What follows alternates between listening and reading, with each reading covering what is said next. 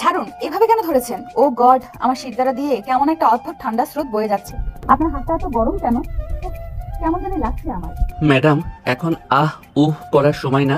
কোমরের হাড়টা যদি 1 ইঞ্চি ডানে সরতো তবে ছিনতাইকারীর ছুরিতে আপনার দামি কিডনিটা আজ স্লাইস হয়ে কাবাব হয়ে যেত। একটু সোজা হয়ে দাঁড়ান তো। ধুকপুকানিটা আমি পিঠে অনুভব করছি। আপনি কি আমাকে এইভাবেই ধরে রাখবেন সারাটা পথ? আপনার গায়ের গন্ধটা কেমন জানি মেহনতি মানুষের মতো তীব্র। ইস, আপনাকে ছুঁয়ে থাকতে যা লাগছে না। বেশি রোমান্টিক স্বপ্ন দেখবেন না ম্যাডাম। আপনার কোমরে হাত দিয়েছি আপনাকে বাঁচাতে, আপনার সাথে রোমান্স করতে নয়। আপনার কোমরটা তো দেখে একদম ননির পুতুল, একটু জোরে ধরলেই ভেঙে যাবে। এই হাড় জিরজিরে শরীর নিয়ে একা কেন বেরিয়েছেন? বাসায় কি ভাত মাছ খাওয়ার চল নেই? শুধু কি ডায়েট করে জীবন পার করবেন? ঢাকার দুপুরের কড়া রোদ। নদী হায়দার, যার জীবন কাটে এসির হিমেল হাওয়ায়, আজ হুট করেই তার মনে হলো সে একটু সাধারণ জীবন অনুভব করবে। কলেজে যাওয়ার পথে সে ড্রাইভারকে ছেড়ে দিয়ে পায়ে হাঁটা ধরলো। হাতে দামি লেদার ব্যাগ, পরনে ডিজাইনার কামিজ। কিন্তু নির্জন গলির মোড়ে আসতেই দুই ছিনতাইকারী কালো আর ভ্যাবলা তার পথ আগলে দাঁড়ালো। কালোর হাতে চকচকে ছুরি। ওই আপু, চিল্লাইবি না একদম, ব্যাগটা দিয়া দে, নইলে এই ছড়ি দিয়া তোর ফর্সা করে মানচিত্র অক্কা দিব। নদী ভয়ে নীল হয়ে গেল। সে কাঁপতে কাঁপতে পেছাতে গিয়ে হোঁচট খেলো। ঠিক তখনই একটা শক্ত হাত পেছন থেকে এসে নদীর কোমল কোমরটা ঝাপটে ধরলো। আকাশটাকে এক হ্যাচকা টানে নিজের বুকের খুব কাছে নিয়ে এলো। নদীর জীবনে এই প্রথম কোনো পুরুষ মানুষের হাতের শক্ত স্পর্শ সরাসরি তার কোমরে লাগলো। এক মুহূর্তের জন্য মনে হলো পৃথিবীটা থমকে গেছে। সে চোখ বন্ধ করে থরথর করে কাঁপতে কাঁপতে আবল তাবল বলা শুরু করলো। আকাশ নদীর কোমরে হাতের ধরা আরো শক্ত করে একদম কানের কাছে মুখ নিয়ে তাকে স্বাভাবিক হতে বলল। নদী আকাশের চোখের দিকে তাকিয়ে ঘুর লাগা গলায় আবারও যা তা বলা শুরু করে দিল। সে যেন আকাশের ছোঁয়ায় মোহিত হয়ে যাচ্ছিল। আকাশ বুঝলো পাগলের পাল্লায় পড়েছে। সে তার ছেলের সাথে নদীকে ছেড়ে দিল। নদীর আগেও লজ্জায় লাল হয়ে বলল, কি? আপনি আমাকে হাড় জিরজিরে বললেন? আপনি জানেন আমি কে? আমার ফিগার মেনটেন করার জন্য আমি মাসে যা খরচ করি তা দিয়ে আপনার 7 জনম চলে যাবে। ফিগার দিয়ে ছিনতাইকারী তাড়ানো চায় না ম্যাডাম। এখন একটু দেয়ালে ঘেঁষট্টি খেয়ে দাঁড়ান, আমি আপনার ওই সস্তা ব্যাগটা উদ্ধার করে আনি। কালু আর ভ্যাবলা ব্যাগ নিয়ে দৌড় দিয়েছিল। আকাশ চিতার গতিতে দৌড়ে গিয়ে কালুর কলার ধরলো আর ভ্যাবলা লুঙ্গি চেপে ধরলো। রাস্তার মোড়ে তখন ভিড় জমে গেছে। ওরে বাবা, ভাই ভাই, কলা সারে, আমি তো ভাবছিলাম আপুটা বড় লোকের মেয়ে, ব্যাগ নিয়ে দৌড় দিলে কেউ ধরতে পারবে না। আপনি তো দেখি ওয়াকিরাস ধরা। ব্যাগ চুরি করবি? দাঁড়া, তোদের এমন চেক দেবো যে সারা জীবন মনে রাখবি। কান ধর, ওঠবোস কর 100 বার। আকাশ কালুর প্যান্টের বেল্ট একটানে খুলে ফেললো। আর ভ্যাবলার প্যান্ট তো এমনিতেই ঢিলে ছিল। মুহূর্তের মধ্যে দুজন দাঁড়িয়ে রইল শুধু ফুল কাটা হাফ প্যান্ট পরে। ভাই, প্যান্টটা দিয়ে দেন, মান ইজ্জত সব শেষ। বাসায় বউ দেখলে তো আমারে ঝাঁটা দিয়া পিটাইবো। বউ তো পরে পিটাবে, আগে তুই কান ধরে বল, আমি আর কোনোদিন বড় লোকের ব্যাগ ধরবো না। বাবাবু, কার পাল্লায় পড়লাম রে ভাই, আপনার পা ধরে আমাদের প্যান্ট ফেরত দেন। রাস্তার লোক হাসিতে ফেটে পড়ল। আকাশ তাদের প্যান্ট দুটো পাশের ইলেকট্রিক খুঁটির মাথায় ছুড়ে দিল। কালো আর ভ্যাবলা বাবা গো বাঁচাও বলে হাফ প্যান্ট পরেই ভো দৌড় দিল। দৃশ্যটা দেখে নদী খিলখিল করে হাসতে শুরু করলো। নদীর হাসি শব্দে যেন আশেপাশে ফুল ফুটে উঠলো। পাশের টং দোকান থেকে এগিয়ে এলো কাশেম ভাই আর তার সহকারী বল্টু। তারা আকাশকে ছোটবেলা থেকে চেনে। আরে আকাশ, তুই তো পুরা অ্যাকশন হিরো হয়ে গেছিস। এই মায়াটারে তো বাঁচালি, কিন্তু ওর কোমরে যেভাবে হাত দিয়েছিলি, তো আমার মনে হইতাছে আজ রাতে কাজী অফিসে যাইতে হইব। মায়াটারে দেখছিস, একদম দুধে আলতা রং। কাজী অফিস কেন হায়েত ভাই, সরাসরি হানিমুনে পাঠাই দেন। আকাশ ভাই, ম্যাডামের কোমর ফেরা আপনার হাতের কি অবস্থা? গরম ছ্যাঁকা খান নাই তো? বড় লোকের মেয়ের গায়ে চামড়া নাকি খুব পাতলা হয়। আকাশ হাসেম ভাইকে ধমক দেয়। হাসেম ভাই, বেশি কথা বললেন না, 1 কাপ তেতো চা দেন। আর বল্টু, তুই গিয়ে ওই প্যান্ট দুইটা খুঁটি থেকে নামা, নইলে পুলিশ আইসা ঝামেলা করব। শুনুন মিস্টার আকাশ, আপনার সাহসের প্রশংসা করতে হয়, কিন্তু আপনি যেভাবে ওই লোকগুলোর প্যান্ট খুলে নিলেন, oh my god, I love it. By the way, আমি নদী হায়দার, শহরের সবচেয়ে বড় বিজনেসম্যান এম.এ. হায়দারের একমাত্র মেয়ে। আপনি চাইলে আমি আপনাকে আজই আমার পার্সোনাল বডিগার্ড হিসেবে চাকরি দিতে পারি। বেতন হবে আপনার কল্পনার বাইরে। আকাশ চায়ের কাপে চুমুক দিয়ে বলে, শুনুন মিস, বড়লোকের জেদি প্যাকেট, আপনার বাপের কত টাকা আছে সেটা দিয়ে আমার বিড়ির টাকাও আসবে না। আমি বড় লোকদের আর বড় লোকের এই আল্লাদি মেয়েদের দু চোখে দেখতে পারি না। আপনার সাথে কথা বলে আমার মূল্যবান সময় নষ্ট হচ্ছে। কি? আপনি আমাকে পাত্তাই দিলেন না? আপনি জানেন আমার সাথে 1 কাপ কফি খাওয়ার জন্য শহরের সব ছেলেরা লাইন দিয়ে দাঁড়িয়ে থাকে? আমি কে জানলে আপনি আমার পায়ের কাছে বসে ক্ষমা চাইবেন। নদী যখন আকাশকে পরিচয় দিচ্ছে তখনই পাশের বাড়ি থেকে বেরিয়ে এলো পাড়ার সব থেকে ঝগড়াটে মহিলা মাজেদা কাকিমা আর তার মেয়ে রেশমি। ও মা, রাস্তার মাঝখানে এসব কি অসভ্যতা? আকাশ, তুই কি এই কোচিং মেয়েটারে ফুসলায় আনছিস? ওর বেশভূষা তো সুবিধাজনক মনে হইতাছে না। মুখ তো দেখি ময়দা দিয়া লেপা। আমাদের এই ধুলোবালি পাড়ায় ও টিকবে না রে। রেশমি নদীর ড্রেসটা দেখে হিংসাই জ্বলে ওঠে। মা দেখো, এই ড্রেসের গলাটা কত নিচু। এরা হলো বড় লোকের বিগড়ে যাওয়া মেয়ে। আকাশ ভাই, আপনি এসব সস্তা রোম্যান্স ছাড়েন, এদের জন্য আপনার মান সম্মান সব যাবে। কাকিমা, আপনারা ভেতরে যান তো। অকারণে সিন ক্রিয়েট করবেন না। এই মেয়েটাকে বিপদে দেখে সাহায্য করেছি মাত্র। নদী রেশমিকে পাত্তা না দিয়ে আকাশের দিকে তাকিয়ে বলে, শুনুন, আপনি আমাকে সস্তা বললেন? আমার ব্যাগটা যে ব্র্যান্ডের, সেটা কিনতে হলে আপনার পুরো চায়ের দোকান আর ওই কাকিমার বাড়ি বিক্রি করে দিতে হবে। ব্যাগ দিয়ে যদি মানুষের দাম মাপা যেত, তবে হাশেম ভাইয়ের চায়ের কেটলিটা আপনার চেয়ে বেশি দামি হতো, কারণ ওটা মানুষের তৃষ্ণা মেটায়। আর আপনার ওই ব্যাগটা শুধু অহংকার বাড়ায়। যান, বাড়ি গিয়ে ড্রাইভারকে নিয়ে ঘোরাঘুরি করুন। এই রাস্তায় আপনাদের জায়গা নেই। আকাশ পকেটে হাত দিয়ে শেষ দিতে দিতে হাঁটতে শুরু করলো। নদী সেখানে পাথরের মতো দাঁড়িয়ে রইলো। তার ইগোতে এক মস্ত বড় ধাক্কা লাগলো, কিন্তু সেই সাথে তার বুকের ভিতরে এক অদ্ভুত কম্পন শুরু হলো। আকাশ কোনো দিকে না তাকিয়ে চলে যাচ্ছে। নদী তার জীবনে প্রথম এমন কোনো পুরুষ দেখলো যে তাকে হাড় চিরচিরে বলেছে, আর তার পরিচয় শুনেও চলে গেল। তার জেদ এবার প্রেমের রূপ নিতে শুরু করলো। নদী পেছন থেকে চিৎকার করে, মিস্টার আকাশ, আপনি আমাকে এড়িয়ে যাচ্ছেন। আপনি জানেন না আপনি কি মিস করছেন। আজ পর্যন্ত কোনো ছেলে আমার মুখের উপর কথা বলার সাহস পায়নি, আর আমি আপনাকে আমার বাড়িতে নিয়ে ছাড়বো। দেখে নিয়েন আকাশ, আপনি একটা ইডিয়েট, কিন্তু আপনার এই ইডিয়েটগিরি আমার খুব পছন্দ হয়েছে। আকাশ পেছন ফিরে একবার হাত নাড়িয়ে তাচ্ছিলের হাসি হাসলো। নদী সেখানে দাঁড়িয়ে রইল পুরো ফিদা হয়ে। সে তার ফোন বের করলো। নদী ড্রাইভার কাশিমকে ফোন করে, হ্যালো কাশেম, তাড়াতাড়ি গাড়ি নিয়ে আসো, আমার হবু জামাইয়ের পিছু নিতে হবে। আজ থেকে আমার লাইফের একটাই মিশন, এই তেজি ঘোড়াকে আমি আমার রাস্তা বলে নিয়ে আসবো। ম্যাম, আপনি কি অসুস্থ? হবু জামাই পাইলেন কই? পেয়েছি রে কাশেম, পেয়েছি। যার হাতের চাপে আজ আমার কোমরের প্রথম ছোঁয়া লেগেছে, তাকে আমি আমার সারা জীবনের জন্য বুক করে ফেলেছি। এভাবেই শুরু হলো এক বড়লোক জেদি মেয়ের মধ্যবিত্ত তেজি ছেলের প্রতি পাগলামি। গতদিনের সেই ঐতিহাসিক ঘটনার পর নদী হায়দারের আর মাটিতে পা পড়ছে না। তার মন এখন উড়ে বেড়াচ্ছে সেই তেজি ছেলে আকাশের চারপাশে। বাড়িতে ফিরে সে তার রাজকীয় বেডরুমে ঢুকে দরজা বন্ধ করে দিল। বড় বড় আয়নার সামনে দাঁড়িয়ে সে নিজের কোমরটা একবার হাত দিয়ে দেখলো, আর মনে মনে আকাশের সেই প্রথম ছোঁয়ার কথা ভাবলো। ঠিক সেই মুহূর্তে তার ভেতরে রোমান্টিক সত্তা জেগে উঠলো। সে ড্রেসিং টেবিলের উপর থাকা পারফিউমের বোতলটাকে মাইক্রোফোন বানিয়ে নাচতে শুরু করলো। নদী নাচতে নাচতে গাইছে, নিজে নিজেই মুচকি হাসছে। তু মেরি ধড়কন তু মেরি জান, ওরে আকাশ তুই আমার পরাণ। উফ, ছেলেটা কি তেজি, আমাকে হাড় জিগজিরে বললো। আমার মতো এত সুন্দরী কি পচিয়ে দিল। এই তো আসল পুরুষ। শহরের সব হিরোরা তো আমার পায়ের নিচে পড়ে থাকে, কিন্তু আকাশ, ও তো একটা আস্ত জ্যান্ত কারেন্ট। নদী নাচতে নাচতে গাইছে, নিজে নিজেই মুচকি হাসছে। ঠিক সেই সময় নদীর ছোট ভাই নীল দরজা ধাক্কিয়ে ভেতরে ঢুকলো। নীল হলো বাড়ির সব থেকে বড় বিচ্ছু। সে তার আপুর এই উন্মাদনা দেখে দরজার আড়ালে দাঁড়িয়ে সব ভিডিও করছিল। নীল খিলখিল করে হেসে ওঠে, আরে আরে, আমাদের বাড়ির আয়রন লেডি তো দেখি এখন রোমান্টিক পিকনিক হয়ে গেছে। আপু, এই হিন্দি গানের সাথে ওই ব্যারক নাচের নতুন কোনো ব্যায়াম নাকি? আর ওই আকাশটাকে আমাদের পাড়ার ওই মুদি দোকানি আকাশ ভাই নাকি? নদী চমকে গিয়ে নাচ থামিয়ে দেয়। নীল, তুই আবার আমার রুমে ঢুকেছিস আর ভিডিও করছিস কেন? দে ফোনটা। ফোন দেবো না। এই ভিডিওটা যদি আমি আব্বুকে দেখাই, তবে আব্বু ভাববে আমাদের নদী আপুর মাথার স্ক্রু তো এক দুটা না, সবগুলো ঢিলা হয়ে গেছে। আকাশটা কে শুনি, যার জন্য পারফিউমের বোতল নিয়ে আয়নামতি মিশিয়েছিস? নদী নীলের কান টেনে ধরে, ওটা আকাশ না, ওটা আমার দুলা ভাই। আর খবরদার, আব্বুকে যদি কিছু বলিস তবে তোর ওই দামি গেমিং ল্যাপটপ আমি কালকে চুরমার করে দেবো। ওরে বাবা তেজি ঘোড়া, ওরে বাবা তেজি ঘোড়া তো দেখে একদম জোখিম হয়ে গেছে। আপু, প্রেমে পড়া ভালো, তবে ওই আকাশের কাছে গেলে যেন আবার লাথি না খেতে হয়, সেটা একটু খেয়াল রাখিস। হা হা হা। নীল হাসতে হাসতে দৌড়ে পালালো। আর নদী বালিশ বুকে নিয়ে বিছানায় গড়াগড়ি খেতে খেতে ভাবতে লাগলো, কাল যেভাবেই হোক আকাশকে আবার দেখতে হবে। পরের দিন সকালে নদী নীলকে নিয়ে শহরের সব থেকে দামি শপিং মলে গেল। উদ্দেশ্য নীলকে একটা দামি ঘড়ি কিনে দিয়ে তার মুখ বন্ধ করা। নদী আজ অনেক ফিটফাট হয়ে বেরিয়েছে। যদি কোথাও আকাশের দেখা মিলে যায়। শপিং মলে ঢুকে সে একটা প্রিমিয়াম ঘড়ির শোরুমে ঢুকলো।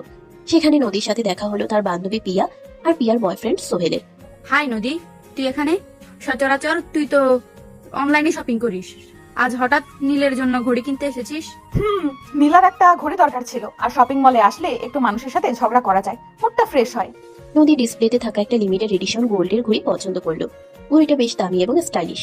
এক্সকিউজ মি, শোরুম বয়, এই ঘড়িটা প্যাক করুন। নীল, এটা তোর জন্য। ম্যাম সরি, এই ঘড়িটা অলরেডি একজন বুকিং করে রেখেছে, উনি এখনই নিতে আসবেন। আমি অন্য একটা দেখাতে পারি। বুকিং করেছে মানে কি? আমি নদী হায়দার, এই পুরো মলের অর্ধেক শেয়ার আমার বাবার। আপনি জানেন আমি কে? ডাবল টাকা দেবো। ঘড়িটা আমাকেই দিতে হবে।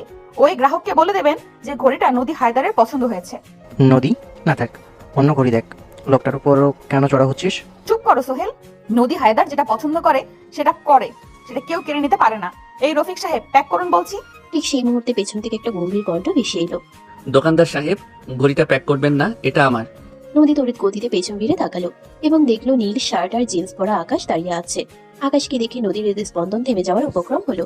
আকাশকে দেখে নদী স্তম্ভিত। তার মনে হলো শপিং মলের ভেতরে হাজার হাজার প্রজাপতি উঠতে শুরু করেছে। নদীর ওই অহংকারী চেহারাটা মুহূর্তের মধ্যে রোমান্টিক ভাবে গলে গেল। সোহেল আর প্রিয়া তো অবাক, নদী হঠাৎ এত শান্ত হয়ে গেল কেন? আকাশ দোকানদারের দিকে তাকিয়ে বলে, রফিক সাহেব, এই যে আমার বুকিং স্লিপ, ঘড়িটা দিন। নদী আকাশের চোখের দিকে তাকিয়ে একদম ফিদা হয়ে ফিসফিসিয়ে বলে, আকাশ, আপনি এখানে? আপনি কি এই ঘড়িটা নিতে এসেছেন? আরে সেই পাগলি ম্যাডাম, আপনি এখানেও ঝামেলা শুরু করেছেন। আমার ছোট ভাইয়ের জন্মদিনের জন্য এই ঘড়িটা 7 দিন আগে বুকিং দিয়েছি। এখন কি আপনার বাপের টাকা দিয়ে এটা কেড়ে নেবেন? আপু, এ কে সে আকাশ দুলাভাই? একে দেখে তো বেশ হ্যান্ডসাম, কিন্তু এ তো দেখি পাগলি বলছে। নদী নীলাকে চুপ করিয়ে আকাশের সামনে গিয়ে আদুরে গলায় বলে, আকাশ, আপনি ভুল বুঝছেন। আমি জানতাম না এটা আপনার। আপনি নিলে তো আমার খুশির সীমা নেই। আপনি তো আমার আমাদের ঘড়িটা আপনিই নিন। নদী আকাশের এত কাছাকাছি চলে এলো যে তার নিঃশ্বাস আকাশের গায়ে লাগছে। আকাশের সেই বুনো সুগন্ধ আর তেজি দৃষ্টি দেখে নদীর মাথা হঠাৎ ঝিমঝিম করে উঠল। সে রোম্যান্স আর উত্তেজনায় নিজেকে সামলাতে না পেরে টলমল করে আকাশের গায়ের উপর ঢলে পড়ল। আরে আরে, ধরুন, ম্যাডাম তো অজ্ঞান হয়ে গেলেন। আকাশ নিরুপায় হয়ে নদীকে 2 হাতে ঝাপটে ধরলো যেন সে মাটিতে না পড়ে যায়। নদীর কোমরে আবার আকাশের শক্ত হাতের স্পর্শ লাগলো। নদীর জ্ঞান তখন অর্ধেক আছে। সে ইচ্ছে করেই চোখ বন্ধ করে পড়ে রইল যাতে আকাশ তাকে বেশিক্ষণ ধরে রাখে। হাই হাই, পানি আনেন, ম্যাডাম তো দেখি ফিদা হয়ে গেছেন। নদী কি হলো তোর? আকাশ সাহেব, আপনি ওকে একটু বেঞ্চে বসান। আকাশ নদীকে কোলে তুলে পাশে সোফায় বসালো। নদী মনে মনে নাচছে। ও গড, ও আমাকে কোলে তুলে নিল। আমি আজ এই সোফা থেকে উঠবই না। কয়েক মিনিট পর নদী ধীরে ধীরে চোখ মেলল। সে দেখলো আকাশ বিরক্ত মুখে তার সামনে দাঁড়িয়ে আছে। নীল পাশে দাঁড়িয়ে মুচকি মুচকি হাসছে। জ্ঞান ফিরেছে? ম্যাডাম, আপনার হাড় জিরজিরে শরীরটা কিন্তু বেশ ভারী। ডায়েট চার্টটা কি শুধু দেখানোর জন্য? এই যে আপনার ঘড়ি রফিক সাহেবকে বলে দিছে আপনাকে দিয়ে দিতে। আমার ভাইয়ের জন্য আমি অন্য শোরুম থেকে কিনে নেব। আপনার সাথে ঝামেলা করার রুচি আমার নেই। নদী তাড়াতাড়ি উঠে দাঁড়িয়ে পড়ে। না আকাশ, না, ঘড়িটা আপনিই নিন। আপনি ঘড়িটা না নিলে আমি এই মলের মাঝখানে দাঁড়িয়ে আবার অজ্ঞান হয়ে যাব। রফিক সাহেব, ঘড়িটা ওনাকেই দিন। টাকা আমি দিয়ে দিচ্ছি। আপনার টাকা আপনি পকেটে রাখুন, আমি কারো দয়া নেই না। চললাম। আকাশ ঘড়িটা না নিয়ে শোরুম থেকে গটগট করে বেরিয়ে গেল। নদী পাগলির মতো পিছু নিল। মলের বাইরে পার্কিং লটে গিয়ে নদী আকাশের হাত টেনে ধরলো। আকাশ, কথা শুনুন। আপনি রাগ করছেন কেন? আমি তো আপনার ভালোর জন্যই চাইছি। আকাশ তীব্র রাগে হাত ঝামটা দিয়ে বলে, নদী হায়দার, আপনি কি আমাকে চেনার চেষ্টা করছেন না? আপনার এই আল্লাদিপনা আর বড়লোকিগিরি আমার ঘরের দরজার বাইরে রাখুন। আপনার এই পিছু নেওয়া আমার একদম পছন্দ হচ্ছে না। ঠিক তখন নীল দৌড়ে এসে আকাশের সামনে দাঁড়ালো। দুলাভাই, সরি। আকাশ ভাই, আপু তো আপনার জন্য পাগল হয়ে গেছে। ও কাল রাতে আয়নার সামনে আপনার নামে নিয়ে নাচছে। প্লিজ ওকে ধমক দেবেন না। আকাশ নীলকে দেখে পচানি মার্কা হাসিতে বলে, নীল ভাই, তোমার বোনকে একটু সামলাও, নইলে রাস্তাঘাটে আমার হাতে ও গণপিটুনি খাবে। আর তুমিও কি ওর মতো পাগল হয়ে গেছো? এই আয়না মতিকে নিজের ঘরে আটকে রাখো, রাস্তায় ছেড়ে দিও না। সবার ইজ্জত বিপন্ন হচ্ছে। আমি তো আপনার ভালোই চাইছি। আকাশ, আপনি যাই বলুন, আমি আপনাকে ছাড়ছি না। আপনার এই পচানিটাই তো আমার অক্সিজেন। অক্সিজেন না, ওটা বিষ। যান, বাড়ি যান। আকাশ তার মোটর বাইক স্টার্ট দিয়ে ধুলো উড়িয়ে চলে গেল। নদী সেখানে দাঁড়িয়ে নীলকে জড়িয়ে ধরে খুশিতে লাফাতে লাগলো। নীল, দেখেছিস? ও আমাকে আয়নামতি বলেছে। ও আমার কত যত্ন করে নাম দিয়েছে। ও আমাকে ভালোবাসে রে। আপু, ও তো তোকে গালি দিল। তোকে সত্যি পাগল হয়ে গেছিস? গালি না, ওটা ভালোবাসা। নীল, আজ থেকে আকাশ শিকারের মিশন শুরু। কাশেম ড্রাইভার, গাড়ি বের করুন। কাল সকালে আমরা আকাশের পাড়ায় লিমুজিন নিয়ে হানা দেব। শপিং মল থেকে ফেরার পর নদীর মেজাজ যেন সপ্তম আসমানে। সে বাড়িতে ঢুকলো এক অদ্ভুত কোণের মধ্যে। ড্রয়িং রুমে নদীর বাবা এম.এ. হায়দার আর মা শাহানা বেগম গুরুতর মুখে সোফায় বসেছিলেন। নদীর উস্কো খুস্কো চুল আর গালে লাল আভা দেখে তারা প্রমাদ গুনলেন।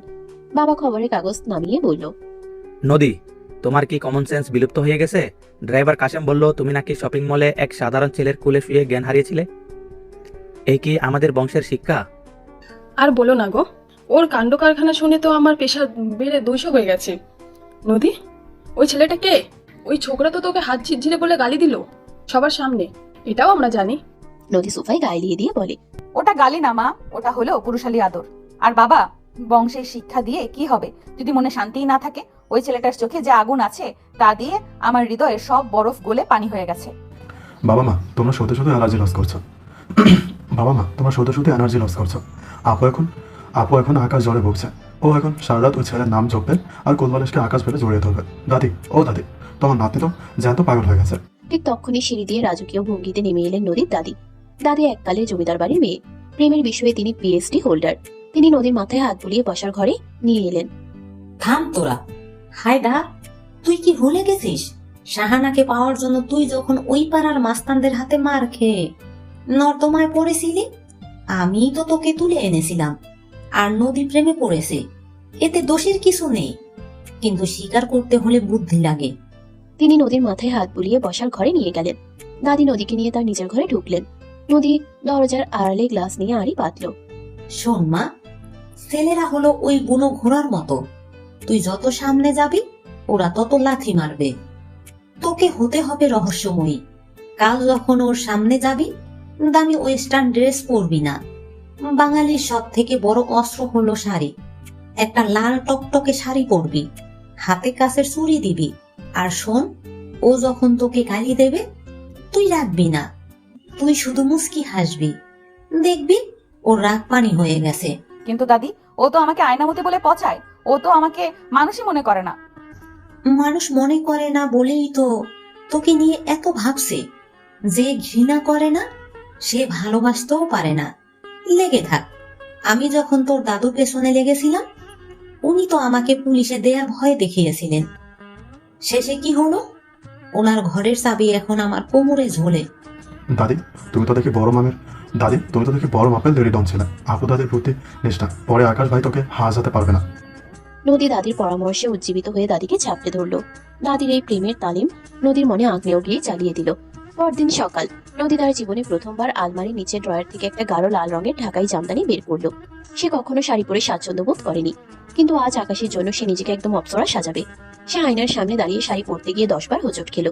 নদী আয়নায় নিজেকে দেখে মুচকি হেসে বলে, উফ নদী হায়দার, তুই তো দেখি আজ আগুন লাগিয়ে দিবি। আকাশ যদি আজ তোকে দেখে না করে, তবে আমি নিজের নাম বদলে নালা করে দেব।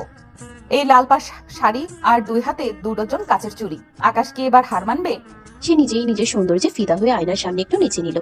এমন সময় নিয়ে লুকিয়ে দিল, ওরে বাবা, এ তো দেখে রক্ত জমা ফুটেছে। আপু, শাড়িটা কি একটু বেশি টাইট হয়ে গেল না? আকাশ ভাই যদি দেখে বিড়মি খেয়ে পড়ে যাবে, তবে ওনাকে অক্সিজেন দেওয়ার দায়িত্ব কিন্তু তোর জান তোকে দেখলে নির্ঘাত ঝাড়ু নিয়ে তাড়া করবে। আমি চললাম দাদিকে বলতে যে নদী আপু এখন শাড়ি সুন্দরী, সে যে শিকার করতে যাচ্ছে। নদী কাশেম ড্রাইভারকে নিয়ে রওনা হলো আকাশের কলেজের উদ্দেশ্যে। তার হৃদয়ে তখন হাজারো প্রজাপতির নাচন। আকাশদের কলেজ ক্যাম্পাসে যখন নদীর সাদা লিমুজিন গাড়িটা ঢুকলো, পুরো কলেজ যেন থমকে গেল। গাড়ি থেকে নামলো নদী। লাল শাড়িতে তার রূপ যেন ফেটে পড়ছে। সবাই হাঁ করে তাকিয়ে আছে, এই পরীর মতো মেয়েটা এখানে কেন? নদী সরাসরি ক্যান্টিনের সামনে গিয়ে কয়েকটা ছেলেকে জিজ্ঞেস করলো, এই যে ভাইয়ারা, শোনো তো, আকাশ মাহমুদকে চেনো? নীল শার্ট পরে আসে, মেজাজটা সারাক্ষণ সপ্তমে থাকে, দেখতে হিরো হিরো ভাব। আরে আপনি আকাশের কেউ হন? ও তো আজ ক্লাসে আসেনি। আপনি কোন সিনেমার হিরোইন নাকি? হিরোইন না, হবু বউ। আচ্ছা, ও কোথায় থাকে জানো? ঠিক তখন কলেজের এক মেয়ে রিয়া, সে মনে মনে আকাশকে প্রচন্ড পছন্দ করে। সে নদীর সামনে এসে দাঁড়ালো। রিয়ার পরনে সাধারণ সালোয়ার কামিজ। নদীর রাজকীয় সাজ দেখে তার হিংসেই পেট ফাটছে। এক্সকিউজ মি, আপনি আকাশকে খুঁজছেন কেন? আকাশ তো আপনার মতো আল্লাদি মেয়েদের দু চোখে দেখতে পারে না। আর এই ভর দুপুরে শাড়ি পরে কলেজে আসাটা কি একটু বেশি ওভার অ্যাক্টিং হয়ে গেল না? এটা কলেজ, মুভি শুটিং স্পট না। নদী রিয়াকে উপন্যাস দেখে তাচ্ছিলের হাসি দিয়ে বলে, ওভার অ্যাক্টিং না সোনা, এটাকে বলে রুচি। আর আকাশ কাকে পছন্দ করবে সেটা ওর ব্যাপার। তোমার এই গরিবী সাজ দেখে তো মনে হচ্ছে তুমি আকাশের বাড়িতে ঝিয়ের কাজ করো। যাও গিয়ে পড়াশোনা করো, রূপচর্চা তো তোমার কপালে নেই। কি আমাকে জি বললেন? আকাশ খুব সলিড ছেলে, ও আপনার মতো মিজি মেয়েকে কোনোদিনও পাত্তা দেবে না। পাত্তাও দেবে না? পাত্তা আমি ওর বুক চিরে বের করে আনবো। বাই দ্য ওয়ে, রিয়া, তোর কাজলটা লেপটে গেছে, ঠিক করে নিও। রিয়া, তোমার কাজলটা লেপটে গেছে, ঠিক করে নিও, ভূত ভূত লাগছে। নদী রিয়ার মুখে চুনকালি মাখিয়ে গটগট করে চলে এলো। সে খবর পেল আকাশ এখন কফি ক্যাসেল নামক এক দোকানে ডিউটি দিচ্ছে। শহরের ব্যস্ত মোড়ে কফি শপ। আকাশ এখানে ওয়েটার এবং ক্যাশিয়ার হিসেবে পার্ট টাইম কাজ করে। সে তার কাজে খুব মনোযোগী। হঠাৎ কফি শপের কাছের দরজা ঠেলে নদী ঢুকলো। লাল শাড়ির আঁচলটা বাতাসে উড়ছে। হাতে চুরির ঝনঝনানি পুরো নিস্তব্ধ ক্যাফেতে ছন্দ তুললো। আকাশ কফি বানাতে বানাতে আর চোখে তাকিয়ে হাত থেকে চামচ ফেলে দিল। সর্বনাশ, ওই ডাইনিটা এখানেও চলে আসছে। আজ তো দেখি শাড়ি পরে সং সেজেছে। কেন যে এই মেয়েটা আমার পিছু ছাড়ে না? নদী গিয়ে সরাসরি কাউন্টারের সামনে টুলটাতে বসলো। তার চোখের দৃষ্টি সরাসরি আকাশের চোখের গভীরে। একটা কড়া কফি দিন তো মিস্টার তেজি আকাশ। চিনি একদম দেবেন না, কারণ আপনার ওই সুন্দর রাগটাই আমার জন্য যথেষ্ট মিষ্টি। ম্যাডাম, এটা কফি শপ, এখানে প্রেমের আলাপ ফ্রি পাওয়া যায় না। কফি অর্ডার দিলে দিন, নইলে অন্য কাস্টমারকে জায়গা দিন। আর শোনো, এই ভর দুপুরে শাড়ি পরে এখানে নাটক করার মানে কি? নাটক না আকাশ, আমি দাদির কাছে শুনেছি ছেলেরা নাকি শাড়ি পরা মেয়ে দেখলে পাগল হয়ে যায়। তুমি কি এখনো সুস্থ আছো? আমি সুস্থ না অসুস্থ সেটা আমার ব্যাপার। এই নিন আপনার কফি, 550 টাকা হয়েছে, জলদি বিল দিয়ে বিদায় হন। নদী ইচ্ছা করেই বিল দেওয়ার সময় তার চুরি পড়া হাতটা কাউন্টারের উপর রাখলো। আকাশ যখন টাকাটা নিতে গেল, নদী হঠাৎ আকাশের শক্ত হাতটা আলতো করে চেপে ধরলো। আকাশের শরীরের ভেতর দিয়ে যেন একটা বৈদ্যুতিক ঝিলিক বয়ে গেল। আকাশ হাত সরিয়ে নেয়। এই অসভ্যতা করবেন না, পাবলিক প্লেসে হাত ধরছেন কেন? আমি তো হাত ধরিনি আকাশ, আমি তো আপনাকে অনুভব করতে চেয়েছি। আপনার হাতটা এত শক্ত কেন? আপনি কি সারাদিন পাথর ভাঙেন? ঠিক তখন কফি শপের ফ্লোরটা মাত্র মোছা হয়েছিল, তাই বেশ পিচ্ছিল ছিল। আকাশ যখন অন্য এক টেবিলের দিকে অর্ডার নিয়ে যেতে গেল, তার পা পিছলে গেল। নদী তৎক্ষণাৎ টোল থেকে উঠে গিয়ে আকাশকে ঝাপটে ধরলো। এবার আর অনিচ্ছাকৃত নয়, নদী একদম ইচ্ছা করেই আকাশকে নিজের বুকের কাছে টেনে নিল।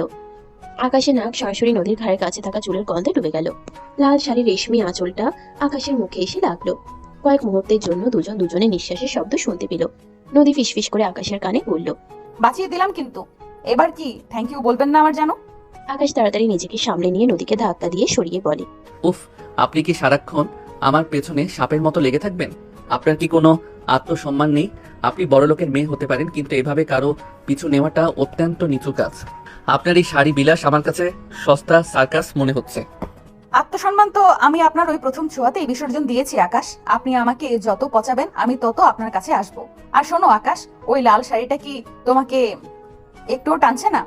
লাল শাড়ি না, আপনি তো দেখি লাল মরিচ। সারাক্ষণ শুধু জ্বালাচ্ছেন। যান এখান থেকে, আপনার বোনকে সামলান। রাস্তাঘাটে এভাবে কোনো ভদ্র মেয়ে করে না। আপনার ভাই নীলকেও বলে দিব যেন আপনাকে শেকল দিয়ে বেঁধে রাখে। আমি তো ভদ্র হতে আসিনি, আমি আপনার হতে এসেছি। আপনি চাকরি শেষ করে যখন বেরোবেন, আমি বাইরে লিমুজিন নিয়ে অপেক্ষা করব।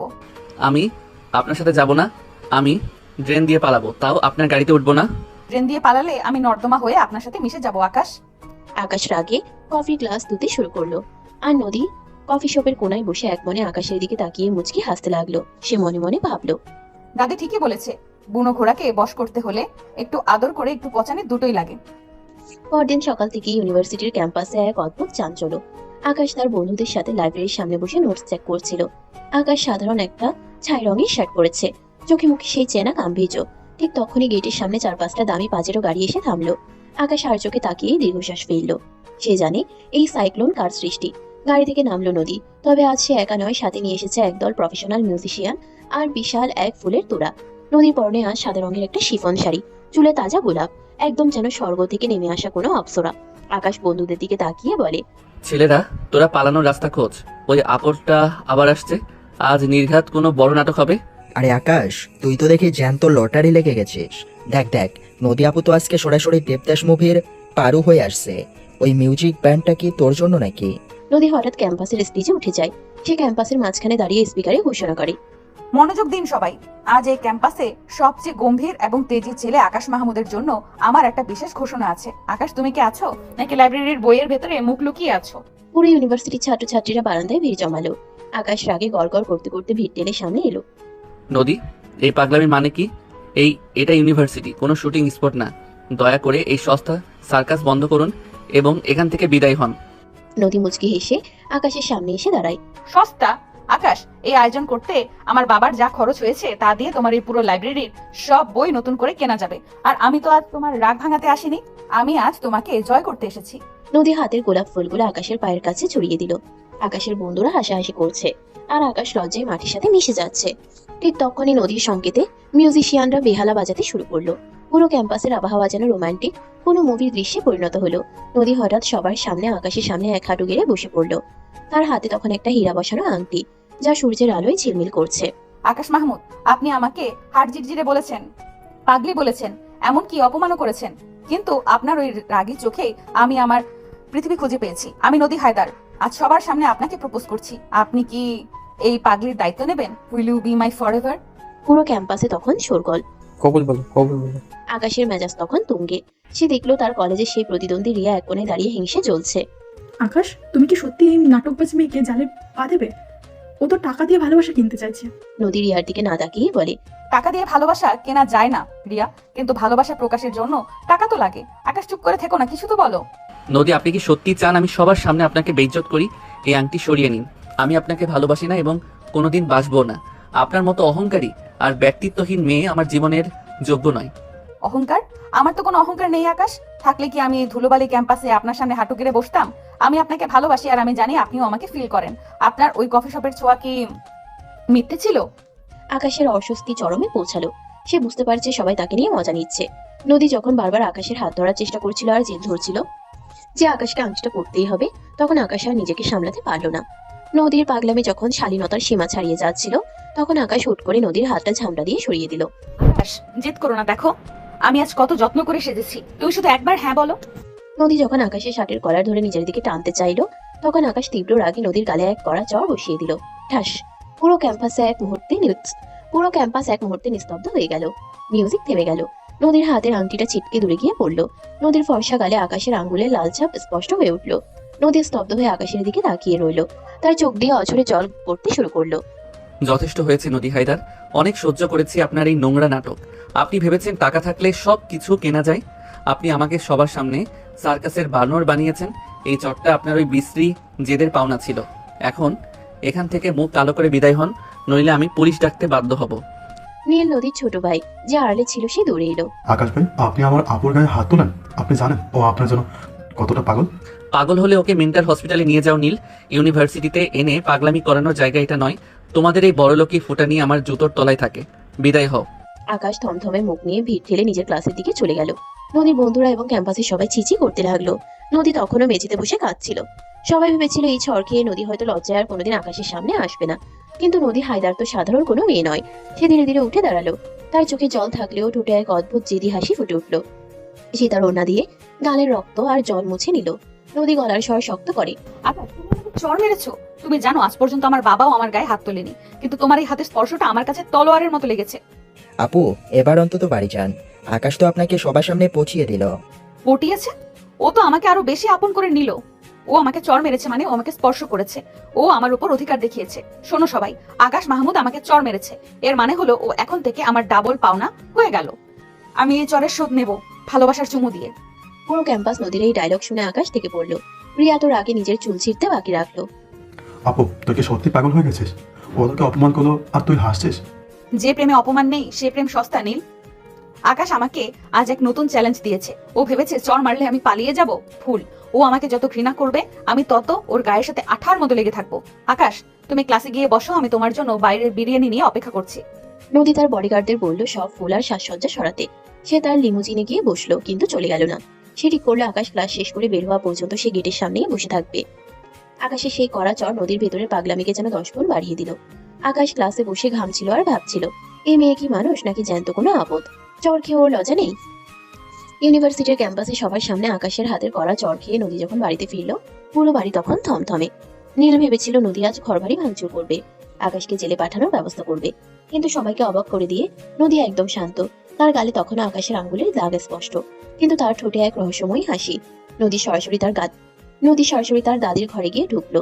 দাদি পানির বাটা নিয়ে বসেছিলেন। নাতনিকে এই অবস্থায় দেখে তিনি চমকে উঠলেন। ওরে মা, একই দশা তো, গাল তো দেখি লাল হয়ে ফুলে আছে। ওই ছোকরা কি সত্যিই তোকে চড় মেরেছে? নদী দাদির কোলে মাথা রেখে, হ্যাঁ দাদি, ও আমাকে চড় মেরেছে। আর জানো, ওই চড়টা খাওয়ার পর আমার মনে হলো আমি ওর হৃদস্পন্দন অনুভব করতে পারছি। ও আমাকে ঘৃণা করে না দাদি, ও আসলে ভয় পায়। ও ভয় পায় যে আমি ওর মায়ায় পড়ে যাব। আপু, তুই কি পাগল? ও তোকে অপমান করলো আর তুই রোমান্স করছিস? দাদি, একে তাড়াতাড়ি পাবনা পাঠাও, না হলে ও আমাদের ফ্যামিলিকে জেলে পাঠাবে। থাম তো বিচ্ছু। শোন নদী, চড় মারা মানে হলো অধিকার দেখানো। ও যখন হাত তুলেছে তার মানে ও তোর অস্তিত্ব স্বীকার করেছে। এখন তোকে চূড়ান্ত চাল চালতে হবে। ওর ডেরায় হানা দে, ওর মা বাবার মন জয় কর। মধ্যবিত্ত ছেলেদের দুর্বল জায়গা হলো তাদের পরিবার। আমিও সেটাই ভেবেছি দাদি। কাল আমি ওর বাড়িতে যাব, তবে খালি হাতে নয়। নীল, কাশিম ড্রাইভারকে বল 5 ডেকচি বিরিয়ানি আর 20 কেজি মিষ্টির অর্ডার দিতে। আকাশের পুরো পাড়াকে আজ আমি ভোজ খাওয়াবো। সর্বনাশ, আকাশ ভাই তোকে দেখলে এবার আজ তো জ্যান্ত পুঁতে ফেলবে। নদী দাদির পরামর্শে তার পরবর্তী মিশনের প্ল্যান তৈরি করলো। সে আজ আর নদী হায়দার নয়, সে আজ আকাশের জেদি প্রেমিকা। পরদিন সকাল। আকাশের পাড়াটা বেশ শান্ত, মধ্যবিত্ত এলাকা। সবাই যে যার কাজে ব্যস্ত। হঠাৎ পাড়ার মোড়ে বড় বড় স্পিকারে গান বাজতে শুরু করলো। গান প্রেমে একবারই এসেছিল নীরবে। এলাকাবাসী অবাক হয়ে দেখলো সেই বিশাল সাদা লিমুজিন আর পেছনে কয়েকটা ভ্যান ভর্তি বিরিয়ানির হাড়ি আর মিষ্টির কার্টন। গাড়ি থেকে নামলো নদী। আজ তার সাজগোজ একদম সাধারণ। একটা হালকা নীল রঙের সুতির শাড়ি, কপালে ছোট্ট টিপ। সে আকাশের বাড়ির সামনে দাঁড়িয়ে মাইক হাতে নিল। মনোযোগ দিন পাড়াবাসী, আমি নদী হায়দার। এই পাড়ার রত্ন আকাশ মাহমুদ কাল ইউনিভার্সিটিতে এক ঐতিহাসিক কাজ করেছেন। সেই খুশিতে আমি আজ পুরো পাড়াকে বিরিয়ানি আর মিষ্টি খাওয়াতে এসেছি। সবাই লাইনে দাঁড়ান। পাড়ার ছেলেরা জল্টু বল্টু আর হাসেম ভাই বিরিয়ানির গন্ধে পাগল হয়ে গেল। আরে আকাশ তো দেখি ভাগ্য করে জন্মেছে, এমন বউ পাইলে আমি প্রতিদিন চড় খাইতাম। নদী আপু, আপনি টেনশন করবেন না, আমরা আকাশ রে বুঝাই কমু। আকাশের কপাল, লিমুজিনে কইরা বিরিয়ানি আনছে। আকাশ কই, ওরে ডাকে আন। ঠিক তখন আকাশ লুঙ্গি আর গেঞ্জি পরে বালতি হাতে টিউবওয়েলের কাছে যাচ্ছিল। বাইরে এই জটলা আর নদীর কণ্ঠ শুনে সে স্তব্ধ হয়ে গেল। সে দেখলো তার বাড়ির দরজায় নদী দাঁড়িয়ে সবাইকে মিষ্টি বিলি করছে। আকাশ দাঁতে দাঁত চেপে নদীর সামনে গিয়ে বলে, নদী, আপনার কি একটু লজ্জা নেই? কালকের চটটা কি যথেষ্ট ছিল না? আমার বাড়ির সামনে এই সার্কাস বন্ধ করুন। নদী মিষ্টির প্যাকেট আকাশের হাতে ধরিয়ে দিয়ে আদুরে গলায় বলল, আরে আকাশ, আপনি এত রাগ করেন কেন? আমি তো আপনার পাড়ার মানুষের সেবা করছি। আর মা কোথায়? আমি ওনার জন্য নিজের হাতে বানানো পায়েস এনেছি। আকাশ দেখলো তার মা সবিতা বেগম কৌতূহল নিয়ে দরজায় এসে দাঁড়িয়েছেন। নদী চট করে গিয়ে ওনার পা ছুঁয়ে সালাম করলো। আকাশের মা সবিতা বেগম নদীকে দেখে অবাক। এত সুন্দর আর অভিজাত একটা মেয়ে ওনার পা ছুঁয়ে সালাম করছে, এটা তিনি কল্পনাও করেননি। আকাশ নদীকে আটকানোর চেষ্টা করলো, কিন্তু সবিতা বেগম তাকে ধমক দিলেন। আকাশ, অতিথির সাথে এমন করিস না। আহা, মা কত সুন্দর। তুই ভেতরে আয় মা। তুই নাকি বিরিয়ানি এনেছিস? হ্যাঁ মা, আকাশ কাল আমার জন্য অনেক কিছু করেছে, তাই ভাবলাম আপনাদের একটু মিষ্টি মুখ করাই। মা, আমি আপনার জন্য আজ দুপুরে রান্নাটা করতে চাই, আপনি একটু রেস্ট নিন। মা, ওরে রান্নাঘরে পাঠাইও না, ও ডিম ভাজতে গিয়া পুরো ঘরে আগুন লাগাইয়া দিবে। নদী, আপনি নাটক বন্ধ করেন। আকাশ, তুমি চুপ করো, আমি আজ রান্না করবই। নদী রান্নাঘরে ঢুকে পড়লো। জীবনে প্রথম সে উনুন দেখলো। সবিতা বেগম তাকে মশলা দেখিয়ে দিলেন, কিন্তু আকাশ জানতো নদী আসলে কিছুই পারে না। সে রান্নাঘরে গিয়ে উকি দিয়ে দেখলো নদী ডাল রাঁধতে গিয়ে পুরো রান্নাঘর ধোঁয়ায় ভরিয়ে ফেলেছে। এই যে মাস্টার শেফ, ডালের ভেতরে কি আপনি সাবান দিয়েছেন? এত ফেনা কেন? আর ধোঁয়ায় তো দম বন্ধ হয়ে আসছে। নদী ধোঁয়ায় কাশতে কাশতে অবস্থায় যায়। আকাশ, সাহায্য করো না, পেঁয়াজ কাটতে গিয়ে আমার চোখ জলে শেষ হয়ে যাচ্ছে। আকাশ নিরুপায় হয়ে নদীর পেছনে গিয়ে দাঁড়ালো। ধোঁয়ার মধ্যে আকাশ নদীর হাত থেকে খুন্তিটা কেড়ে নিল। ঠিক সেই সময় নদীর শাড়ির আঁচলটা আকাশের ঘড়িতে আটকে গেল। আকাশ নদীকে সামলাতে গিয়ে তাকে পেছন থেকে জড়িয়ে ধরলো। মুহূর্তের জন্য দুজন খুব কাছাকাছি। আকাশের তপ্ত নিঃশ্বাস নদীর ঘাড়ে লাগছে। বাঁচিয়ে দিলেন তো আকাশ, আপনি তো খুব ভালো সাহায্যকারী। আকাশ তাড়াতাড়ি সরে গিয়ে বলে, ফালতু কথা বলবেন না, শাড়িটা ছাড়ান। আপনি থাকলে আমার ঘরে বিপদ অনিবার্য। নদী মুচকি হাসলো। সে বুঝলো আকাশের রাগ আসলে একটা দেয়াল মাত্র, যা ধীরে ধীরে ধসে পড়ছে। দুপুরে যখন নদী বিরিয়ানি বিলি শেষ করলো, পাড়ার ক্লাবের ছেলেরা আকাশকে ঘিরে ধরলো। ক্লাবের সভাপতি মোতালেব চাচা আকাশকে জেরা করতে বসলেন। আকাশ, এই মেয়েটা তো দেখলাম খুব লক্ষ্মী, ও তোর এত ভালোবাসে, আর তুই ওরে জ্বর মারলি? আমাদের পাড়ার ইজ্জত তো তুই শেষ করলি। ঠিক কথা আকাশ, তুই যদি নদিয়াপুরে বিয়ে না করস, তবে আমরা তোরে পাড়া সারা করবো। এমন বিরিয়ানি আমরা আগে কোনোদিন খাই নাই। নদী মাঝখানে এসে দাঁড়ায়। চাচা, আকাশকে বকবেন না, ও আসলে লজ্জা পায়। আকাশ, আমি আজ সবার সামনে বলছি, তুমি যদি আমাকে 1 সপ্তাহের মধ্যে হ্যাঁ না বলো, তবে আমি এই পাড়ার মোড়ে অনশন শুরু করব। না খেয়ে মরে যাবো, তবুও তোমার পেছন ছাড়বো না। নদী, আপনি কি আমাকে শান্তিতে থাকতে দেবেন না? আমি আপনাকে পছন্দ করি না, ব্যাস। পছন্দ করো না, কিন্তু কাল চর মারার পর তোমার চোখ ছলছল করছিল কেন? আকাশ, তুমি আমাকে যত দূরে ঠেলবে, আমি তত তোমার বুকের কাছে চলে আসবো। এই যে মাও এখন আমার পক্ষে। সবিতা বেগম নদীর মাথায় হাত বুলিয়ে দিলেন। আকাশ দেখলো সে নিজের পাড়াতেই এখন পরবাসী। সবাই নদীর ভক্ত হয়ে গেছে। আকাশ, আমি এখন যাচ্ছি, কাল কিন্তু সকালে আমি আবার আসবো তোমার জন্য টিফিন নিয়ে। আর হ্যাঁ, গালে ওই চরের দাগটা কিন্তু আমি এখনো মুছিনি, ওটা আমার কাছে তোমার প্রথম উপহার। নদী শেষ দিতে দিতে তার লিমুজিনে গিয়ে বসলো। আকাশ দরজায় দাঁড়িয়ে নিজের কপাল চাপড়াচ্ছিল, আর ঝন্টু বল্টুরা বিরিয়ানির হাড়ি নিয়ে নাচানাচি করছিল। আকাশের বাড়িতে বিরিয়ানি ভোজ আর ভালোবাসার হাঙ্গামা চালিয়ে নদী যখন বিজয়ী বেশে বাড়ি ফিরলো, তখন সে জানতো না তার জন্য বাড়িতে এক আগ্নেয়গিরি অপেক্ষা করছে। নদীর এই রাস্তার ছেলের পেছনে পাগলামি এখন আর গোপন নেই। সামাজিক যোগাযোগ মাধ্যম আর পাড়ার লোকের কানাকানিতে নদীর বাবা এম এ হায়দার এখন রাগে হিতাহিত জ্ঞান শূন্য। লিমুজিন থেকে নেমে নদী শেষ দিতে দিতে বাড়ির ভিতর ঢুকছিল। তার হাতে তখনও আকাশের বাড়ির সেই পোড়া ডালের গন্ধ মাখানো আঁচল। কিন্তু ড্রয়িং রুমে পা রাখতেই তার সব আনন্দ কর্পূরের মতো উবে গেল। পুরো বাড়ি থমথমে। তার বাবা এম এ হায়দার হাতে একটা চাবুক নিয়ে দাঁড়িয়ে আছেন, আর মা শাহানা বেগম সোফায় বসে ফুপিয়ে কাঁদছেন। দাঁড়াও নদী, এক পাও আর সামনে বাড়াবে না।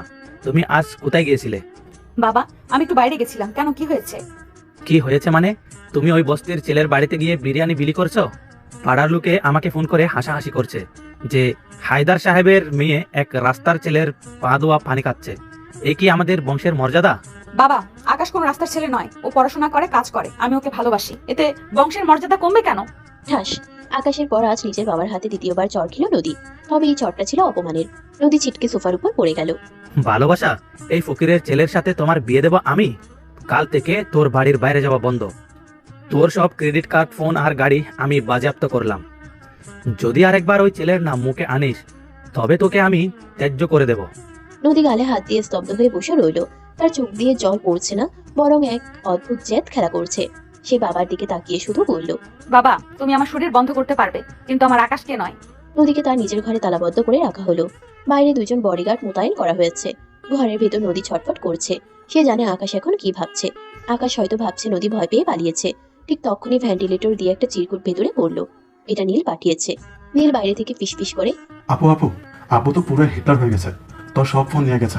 কিন্তু চিন্তা করিস না, আমি আমার একটা ব্যাকআপ ফোন তোকে দিচ্ছি, দড়ি দিয়ে টান দিয়ে নে। নদী জানালার গ্রিল দিয়ে দড়ি নামিয়ে ফোনটা নিল। নীলের এই চোর পুলিশ খেলায় নদীর মুখে একটু হাসি ফুটলো। নীল, তুই কি আকাশের খবর নিতে পারবি? ও কি জানে আমি বন্দি? আকাশ ভাই তো মনে হয় হাফ ছেড়ে বেঁচেছে। তবে পাড়ার জান্টু ভাইরা খুব মন খারাপ করেছে, কারণ কালকের বিরিয়ানিটা নাকি খুব জোশ ছিল। আব্বু কিন্তু তোর বিয়ে ঠিক করার কথা বলেছে ওই লতিফ চাচার ছেলের পিয়ালের সাথে। ও তো আজ তো একটা বলো পিয়াল, ওর সাথে বিয়ে বসাচ্ছে আমি বিষ খাবো? নীল, তুই শুধু আকাশকে বলিস নদী মরেনি, নদী ফিরে আসবে। নদী ফোনের স্ক্রিনে আকাশের একটা ছবি যা সে লুকিয়ে তুলেছিল বের করে দীর্ঘশ্বাস ফেললো। সে ভাবলো, আকাশ, আজ তুমি কি খুশি? আমি নেই বলে তোমার কফি শপ কি খুব শান্ত? নদী ঠিক করলো সে আর ভাত খাবে না। 24 ঘন্টা পার হয়ে গেল, নদী দরজা খুললো না। মা শাহানা বেগম খাবারের থালা নিয়ে দরজায় দাঁড়িয়ে কাঁদছেন। হায়দার সাহেব তখনও তার জেদে অনড়। এমন সময় দাদি রণচণ্ডী মূর্তিতে হাজির হলেন। হায়দার, তুই কি চাস? আমার নাতনিটাকে না খেয়ে মরে যা? তুই কোন লাট সাহেবের বেটা হয়েছিস যে নিজের মেয়ের উপর হাত তুলিস? আমি এই বাড়ির বড় গিন্নি, আমার হুকুম, নদীর ঘরের তালা এক্ষুনি খুলবি। মা, আপনি বুঝছেন না, ওই ছেলেটা নদীর যোগ্য নয়। ও একটা ফকিন্নি। ফকিন্নি কে আর কে রাজা সেটা সময় বলবে। তুই যখন তোর বউকে নিয়ে পালিয়েছিলি, তোর বাবা কি তোকে তেজ্যপুত্র করেনি? আজ তুই বড় লোক হয়েছিস বলে অহংকার করছিস? নদী, দরজা খোল, আমি এসেছি। নদী দরজা খুললো না, বরং ভেতর থেকে চিৎকার করে বলল, দাদি, বাবা যদি কালকের মধ্যে আকাশকে আমার সামনে এনে মাফ না চায় তবে আমি সিলিং ফ্যানে ঝুলে পড়বো। আমি কোনো পিয়ালের সাথে বিয়ে করব না। হায়দার সাহেব রেগে গিয়ে টেবিল চাপড়ালেন। তিনি চাইলেন না মেয়ে হাতছাড়া হোক, কিন্তু নদীর এই জেদ তাকে ভাবিয়ে তুলল। দাদি তখন হায়দার সাহেবের কানে কানে বললেন, ওকে আটকে রেখে লাভ নেই হায়দার, বরং আকাশকে ডেকে এনে অপমান করে তাড়িয়ে দে, যাতে নদী নিজের চোখেই দেখে ওই ছেলেটা ওর যোগ্য নয়। হায়দার সাহেব দাদির বুদ্ধিতে সাই দিলেন। তিনি ঠিক করলেন আকাশকে ডাকবেন এবং সবার সামনে তাকে টাকার লোভ দেখিয়ে নদীকে ত্যাগ করতে বলবেন। পরদিন সকালে আকাশকে নদীর বাড়িতে ডেকে আনা হলো। আকাশ এসেছে তার কফি শপের ইউনিফর্ম পরেই। সে অত্যন্ত সহজ এবং নির্ভীক। তাকে বিশাল ড্রয়িং রুমে বসানো হলো, যেখানে দামি দামি ঝাড় লণ্ঠন ঝুলছে। নদীকে ওপারে বারান্দায় দাঁড় করিয়ে রাখা হয়েছে যাতে সে সব দেখতে পারে। বাবা আকাশের দিকে এক তারা নোট ছুড়ে দিয়ে বলে, শোনো আকাশ মাহমুদ, আমার মেয়ে তোমার জন্য পাগল হয়ে গেছে, কিন্তু তুমি তো জানো রাজকন্যার সাথে কখনো ভিক্ষুকের বিয়ে হয় না। এই নাও 10 লাখ টাকা, আজই শহর ছেড়ে চলে যাও এবং নদীকে বলো যে তুমি ওকে কোনোদিনও ভালোবাসোনি। আকাশ টাকার বান্ডিলটার দিকে তাকালো না। সে ধীর স্থিরে উঠে দাঁড়ালো। উপর থেকে নদী বুক ধরফর করে সব দেখছে। সে ভাবছে আকাশ কি টাকাটা নেবে। হায়দার সাহেব, আপনার মেয়ের পাগলামির জন্য আমি প্রতিদিন রাস্তাঘাটে হেনস্থা হচ্ছি। আমি কি আপনাকে একবারও বলেছি যে আমি আপনার মেয়েকে বিয়ে করতে চাই? টাকাটা নিজের পকেটে রাখুন। আমি এখানে টাকার জন্য আসিনি, আমি এসেছি আপনার মেয়েকে একটা কথা বলতে। আকাশ উপরের দিকে নদীর দিকে তাকালো। নদীর চোখে তখন জল। নদী, আপনার বাবার এই টাকার চেয়ে আমার কফি শপের ঘাম অনেক দামি। আপনি ভেবেছিলেন আমি আপনার প্রেমে পড়ে এই রাজপ্রাসাদে আসব? ভুল। আমি এসেছি আপনার এই অহংকারী বাবাকে বলতে যে আপনার মেয়েকে সামলান। ওর এই সস্তা ভালোবাসা আমার জুতোর তলার ধুলোর সমান। আমি আর কোনোদিন আপনার ছায়াও মারাবো না। আকাশ টাকার বান্ডিলটা লাথি মেরে সরিয়ে দিয়ে গটগট করে বেরিয়ে গেল। হায়দার সাহেব অট্ট হাসি দিয়ে উঠলেন, আর নদী বারান্দায় পাথরের মতো দাঁড়িয়ে রইল। আকাশের এই প্রচন্ড অপমান নদীর হৃদয়ে তীরের মতো বিঁধল। তুমি আমায় অপমান করলে আকাশ, সবার সামনে আমার ভালোবাসাকে সস্তা বললে। ঠিক আছে, এবার দেখবে নদী হায়দারের আসল পাগলামি। আমি তোমাকে ভালোবেসেছি, এবার তোমাকে জয় করে ছাড়বো। হয় তুমি আমার হবে, না হয় পৃথিবী তোমার থাকবে না। আকাশ চলে যাওয়ার পর ড্রয়িং রুমে এক ভয়াবহ নিস্তব্ধতা নেমে এলো। হায়দার সাহেব সোফায় বসে সিগারেট ধরিয়েছেন। তার মুখে জয়ের হাসি। তিনি ভাবছেন আকাশকে অপমান করে নদীকে শিক্ষা দেওয়া গেছে, কিন্তু বারান্দায় দাঁড়িয়ে থাকা নদীর চোখের জল তখন শুকিয়ে গেছে। সেখানে এখন আগুনের ফুলকি। বাবা নিচ থেকে চিৎকার করে, দেখেছিস নদী, তোর ওই স্বপ্নের রাজকুমার টাকার বান্ডিলে লাথি মেরে চলে গেছে ঠিকই, কিন্তু তোকে সস্তা বলতে ভুললো না। ও জানতো তোকে অপমান করাই আমার প্রধান উদ্দেশ্য। এবার অন্তত তোর জ্ঞান ফেরা উচিত। নদী কোনো কথা বলল না।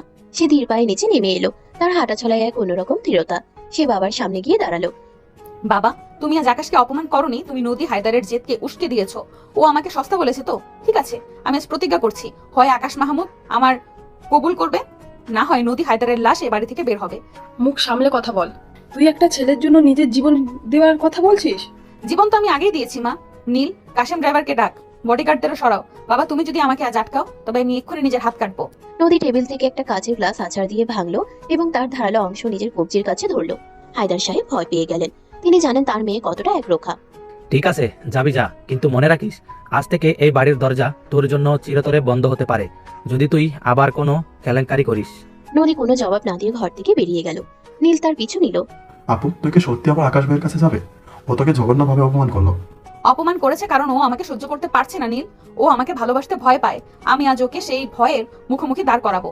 আকাশ কফি শপে ফিরে তার কাজে মনোযোগ দেওয়ার চেষ্টা করছিল, কিন্তু তার মাথায় বারবার নদীর ওই অশ্রু সজল মুখটা ভেসে উঠছিল।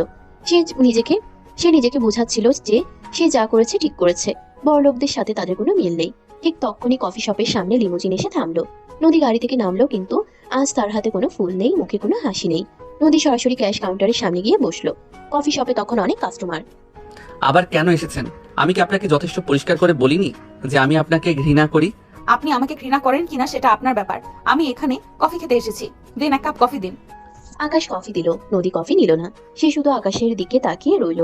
1 ঘন্টা 2 ঘন্টা পার হয়ে গেল। কফি শপ বন্ধ হওয়ার সময় হয়ে গেল। আকাশ যখন শাটার নামাতে গেল, দেখলো নদী তখনও বাইরে ফুটপাতে বসে আছে। আকাশ তাকে পাত্তা না দিয়ে চলে যাওয়ার চেষ্টা করলো। আকাশ, তুমি যতবার আমাকে ফেলে দিবে আমি ততবার তোমার দরজায় ফিরে আসবো। আজ আমি এখানেই থাকবো, সারা রাত এই ফুটপাতেই বসে থাকবো। পাগলামি করবেন না নদী, রাত বাড়ছে, এটা নিরাপদ এলাকা নয়। আপনার ড্রাইভারকে ডাকুন আর বাড়ি যান। আমি যাব না। আকাশ, তুমি আমাকে সস্তা বলেছো। আমি প্রমাণ করব নদী হায়দারের ভালোবাসা কতটা দামি। তুমি যতক্ষণ না আমায় ক্ষমা করছো আর আমাকে স্বীকার করছো, আমি এখান থেকে নড়বো না। আকাশ রাগে গজগজ করতে করতে হাঁটা দিল। সে ভাবলো নদী কিছুক্ষণ পর চলে যাবে, কিন্তু রাত 1টা বাজার পর সে তার ঘরে জানালা দিয়ে দেখলো আকাশের ঘর কফি শপের পাশেই। নদী একা ফুটপাতে বসে কাঁপছে। ঝিরঝিরে বৃষ্টি শুরু হয়েছে। বৃষ্টির তীব্রতা বাড়ছে। নদী শাড়ির আঁচল দিয়ে নিজেকে বাঁচানোর চেষ্টা করছে না। সে ভিজছে আর কাঁপছে। আকাশের খুব কষ্ট হচ্ছিল, কিন্তু তার আত্মসম্মান তাকে বাধা দিচ্ছিল। সে বালিশ দিয়ে কান ঢেকে ঘুমানোর চেষ্টা করলো, কিন্তু নদীর মুখটা বারবার তাকে ডিস্টার্ব করছিল। অবশেষে আকাশ আর থাকতে পারলো না। সে একটা ছাতা আর তোয়ালে নিয়ে নিচে দৌড়ে গেল। নদী, আপনি কি মারা যেতে চান? এই বৃষ্টির মধ্যে কেন বসে আছেন? আপনার কি একটু বুদ্ধি নেই? নদী আকাশের দিকে তাকালো। তার ঠোঁট নীল হয়ে গেছে ঠান্ডায়। সে কাঁপতে কাঁপতে হাসলো। তুমি এসেছো আকাশ, আমি জানতাম তুমি আসবে। তোমার মনটা আসলে পাথরের নয়, ওটা বরফের। একটু উষ্ণতা পেলেই গলে যায়। আকাশ নদীকে ছাতার নিচে টেনে নিয়ে বলে, চুপ করুন, আপনি একটা আস্ত আপদ। চলুন আমার ঘরে চলুন, এই অবস্থায় আপনাকে রাস্তায় ফেলে রাখা যায় না। আকাশ নদীকে প্রায় চ্যাংদোলা করে তার ছোট ঘরে নিয়ে এলো। ঘরটা খুব সাধারণ, একটা চৌকি আর কিছু বই। আকাশ তাকে শুকনো তোয়ালে দিল এবং নিজের একটা পুরনো শার্ট দিল পরার জন্য। এই শার্টটা পরে নিন, নইলে নিউমোনিয়া হবে। আমি বাইরে দাঁড়িয়ে আছি। নদী আকাশের শার্টটা পরে আয়নায় নিজেকে দেখলো। আকাশের বড় শার্টে তাকে দেখতে খুব কিউট লাগছিল। সে অনুভব করলো আকাশের ঘরের এই দারিদ্র্যের মাঝেও এক অদ্ভুত শান্তি আছে যা তার প্রাসাদে নেই। আকাশ ঘরে ফিরে এলো এবং 1 কাপ গরম চা বানিয়ে দিল। দুজনে নিরিবিলি বসে আছে। বাইরে বৃষ্টির শব্দ। আকাশ, তুমি আমাকে আজ চর মেরেছো, আমার বাবাকে অপমান করেছো, আমাকে সস্তা বলেছো, তবুও কেন আমি তোমার এই ছোট্ট ঘরে এসে এত শান্তি পাচ্ছি? কারণ এখানে কোনো মেকি ভাব নেই নদী। আপনি আমাকে ভালোবাসেন কিনা আমি জানি না, তবে আপনার এই জেদটা আমাকে অবাক করে।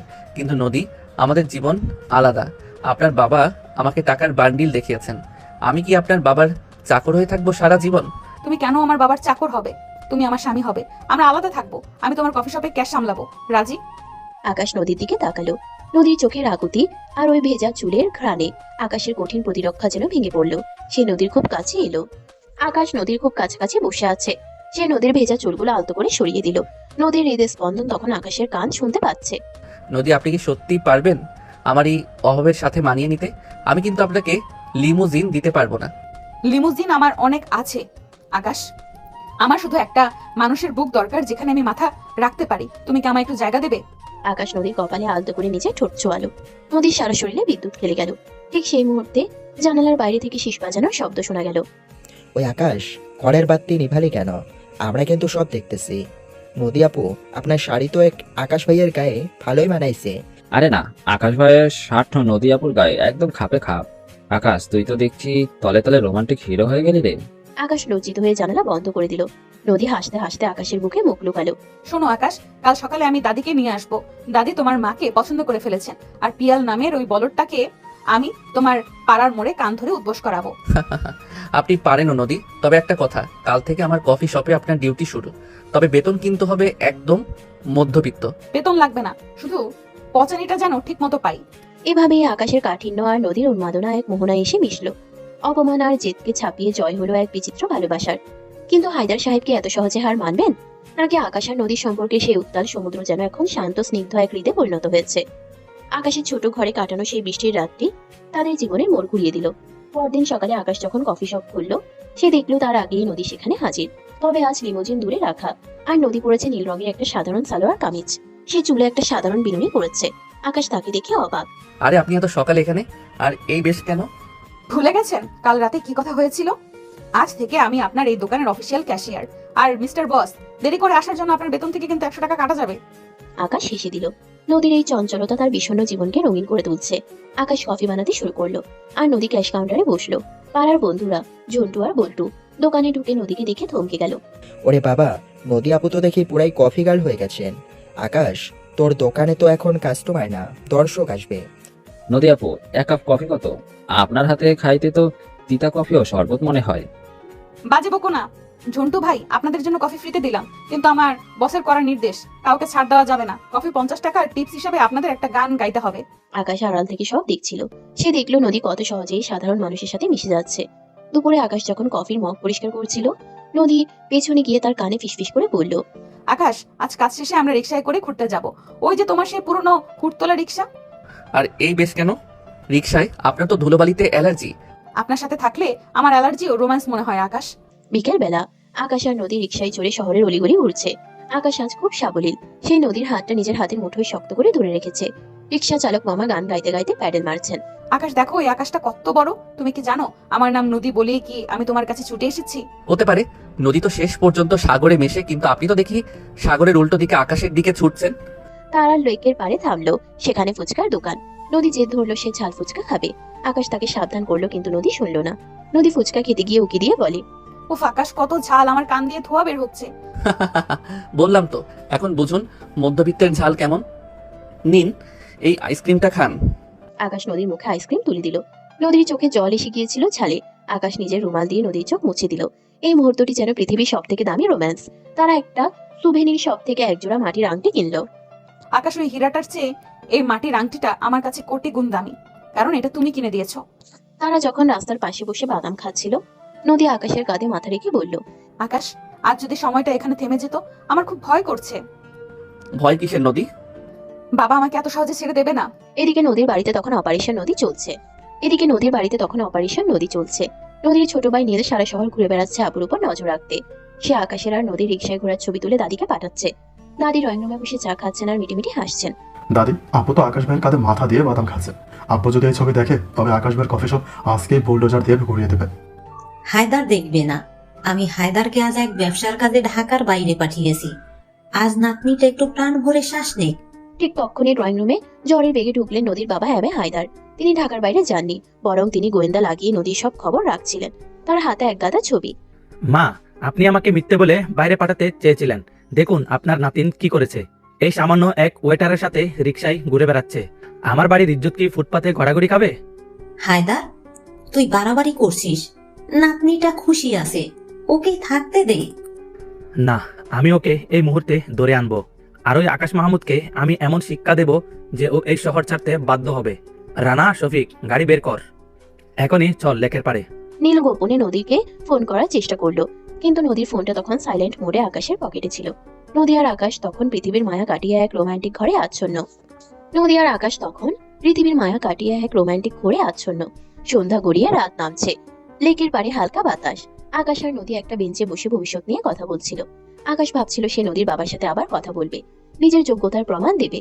ঠিক তখনই 3-4টা কালো পাজেরো গাড়ি লেকের পাড়ে এসে ব্রেক কষল। গাড়ি থেকে নামলেন হায়দার সাহেব আর তার সশস্ত্র বডিগার্ডরা। আকাশের পাড়ার লোকজনও সেখানে ছিল। তারা ভয়ে পিছিয়ে গেল। হায়দার সাহেব, আপনি এখানে?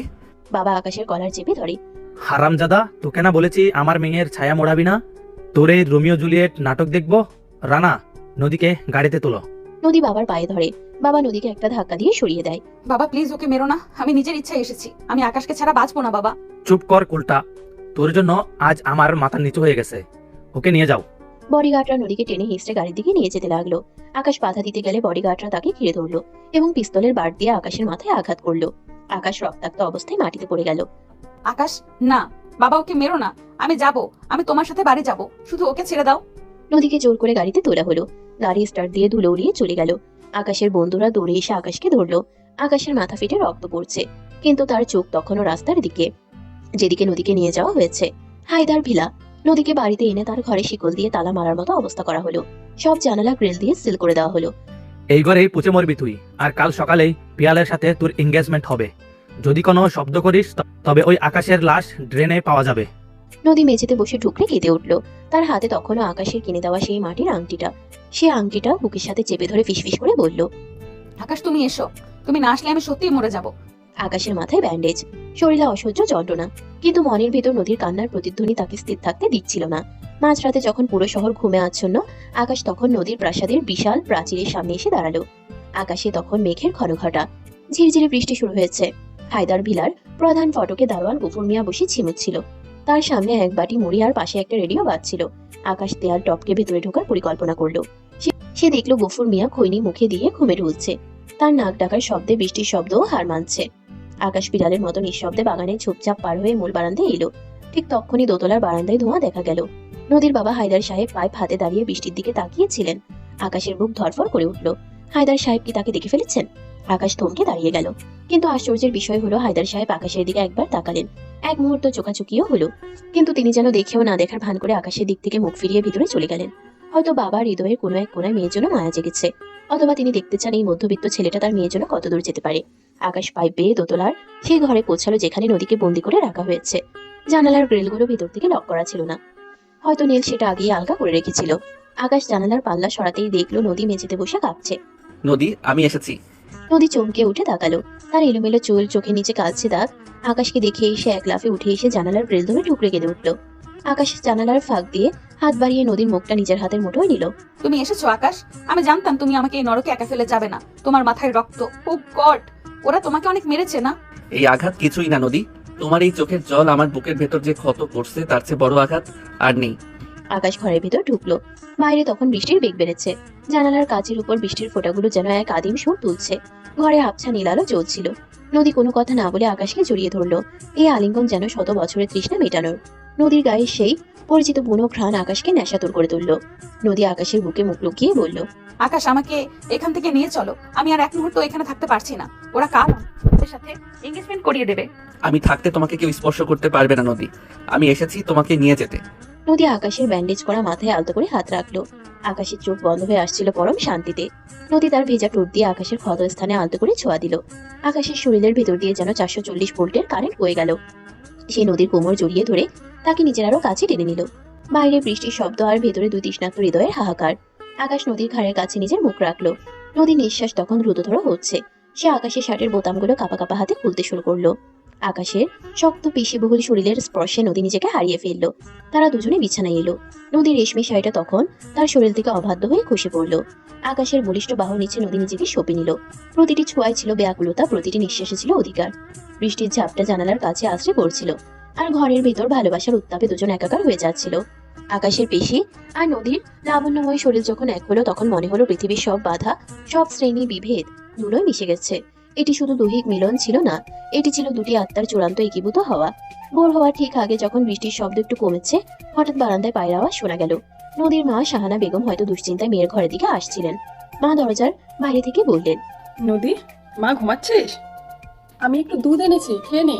নদী আর আকাশ চমকে উঠে দ্রুত নিজেদের পোশাক ঠিক করে নিল। নদী কোনো উত্তর দিল না। শাহানা বেগম দরজা খোলার চেষ্টা করলেন, কিন্তু ভেতর থেকে লক করা ছিল। নদী, দরজা খুলছিস না কেন? হায়দার, ও হায়দার, এদিকে এসো। নদীর ঘর থেকে কার যেন কথা বলার শব্দ পাওয়া যাচ্ছে। মুহূর্তের মধ্যে পুরো বাড়িতে হইচই শুরু হয়ে গেল। বডিগার্ডদের দৌড়ঝাঁপ শোনা গেল। আকাশ নদীর হাত শক্ত করে ধরল। নদী, এখন বা কখনো না, পালাবার সময় হয়েছে। নদী তার আলমারি থেকে প্রয়োজনীয় কিছু জিনিস ব্যাগে ভরে নিল। আকাশ জানালার গ্রিল দিয়ে দড়ি ঝোলালো। কিন্তু মজার কাণ্ড হলো, নিচে গিয়ে দেখা গেল দারোয়ান গফুর মিয়া তখনও ঘুমে কাদা। তার রেডিওতে তখন বাজছে গান, পালাবে কোথায়। নীল পেছন থেকে ফিসফিসিয়ে বলল, আপু তাড়াতাড়ি পালা, আপু তাড়াতাড়ি পালা, আব্বু পুলিশ খবর দিচ্ছে। এই নে গাড়ি যাবে, বাগানের গেটে কাসেম ড্রাইভার তোদের জন্য অপেক্ষা করছে। আকাশ আর নদী হাত ধরাধরি করে বাগানে ঝোপ দিয়ে দৌড়াতে শুরু করলো। পথে বডিগার্ড শফিকের সাথে দেখা। আকাশ এক ঘুষিতে শফিককে কাদার মধ্যে ফেলে দিল। শফিক চিৎকার করতে গিয়ে মুখে কাদা ঢুকে গেল। কাশেম ড্রাইভার তার পুরনো আমলের জিপ গাড়িটা নিয়ে গেটের বাইরে দাঁড়িয়েছিল। আকাশ আর নদী লাফিয়ে গাড়িতে উঠলো। কাশেম চাচা জলদি চালান, আমাদের যেন কেউ ধরতে না পারে। ম্যাম চিন্তা করেন না, আজ কাশেম ভাই ড্রাইভারের কেরামতি দেখবেন। পিছন থেকে হায়দার সাহেবের কালো পাজেরগুলো তাড়া করতে শুরু করলো। শুরু হলো এক দুর্ধর্ষ ধাওয়া। বৃষ্টির পিচ্ছিল রাস্তায় গাড়িগুলো ড্রিফট করছিল। আকাশ নদীর হাত ধরে বলল, ভয় নেই নদী, আমরা আমাদের ঠিকানায় পৌঁছে যাব। কাশেম ড্রাইভার হুট করে এক গলির ভিতরে ঢুকে পড়লো, যেখানে একটা গরুর গাড়ি যাচ্ছিল। পাজেরোগুলো গরুর গাড়ির পেছনে আটকে গেল। গরুর মালিক তার গরুকে সামলাতে গিয়ে রাস্তা ব্লক করে দিল। হায়দার সাহেবের বডিগার্ডরা গাড়ি থেকে নেমে গরু সরাতে গিয়ে নিজেরাই কাদার ভিতরে গড়াগড়ি খেলো। নদী হাসতে হাসতে আকাশের কাঁধে মাথা রাখলো। তারা শহরের সীমানা পেরিয়ে এক অজানা গন্তব্যের দিকে ছুটলো। ভোরের আলো ফুটতে শুরু করেছে। নদী আকাশের দিকে তাকিয়ে বলল, আকাশ, আজ থেকে আমি আর নদী হায়দার নই, আমি শুধুই তোমার নদী। আকাশ নদীর কপালে চুমু খেয়ে বলল, আর আমি তোমার সেই আকাশ যেখানে নদী সারা জীবন খেলা করবে। রাজপ্রাসাদ পেছনে পড়ে রইল অহংকার আর শৃঙ্খলা। শুরু হলো এক নতুন জীবনের গল্প, যেখানে মেঘের ওপারে সবসময় সূর্য হাসে। কাশেম ড্রাইভারের জিপ গাড়িটা সোজা গিয়ে থামলো এক পুরনো কাজী অফিসের সামনে। আকাশ আর নদীর অবস্থা তখন শোচনীয়।